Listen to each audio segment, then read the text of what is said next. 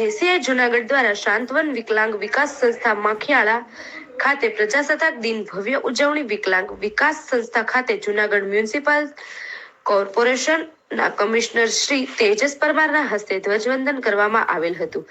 ત્યારબાદ સંસ્થાની વિકલાંગ દીકરીઓ દ્વારા દેશભક્તિની કૃતિઓ તેમજ તેમના નિર્દોષ હાવભાવ સાથે રજૂ કરવામાં આવેલ.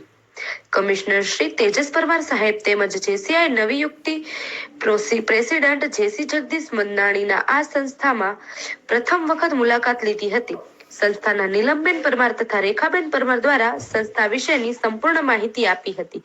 કમિશનર શ્રીએ ઉપસ્થિત સર્વને 77મા પ્રજાસત્તાક દિન નિમિત્તે જે લોકોએ બલિદાન આપેલા હતા તેમને યાદ કરીને સર્વેને શુભેચ્છા પાઠવેલ.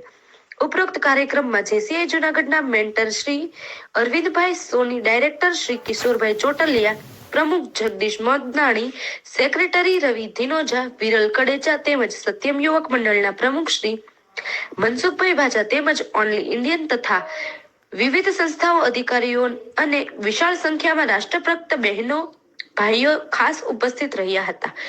ઉપરોક્ત કાર્યક્રમને સફળ બનાવવા માટે સંસ્થાના નીલમબેન પરમાર દ્વારા તથા રેખાબેન પરમાર તેમજ રાકેશભાઈ તથા તેમના સ્ટાફ દ્વારા જહેમત ઉઠાવવામાં આવેલ હતી. નોંધ: આ અમારી પ્રેસ નોટ આપના સુપ્રસિદ્ધ અખબારમાં વિનામૂલ્યે લેવા વિનંતી.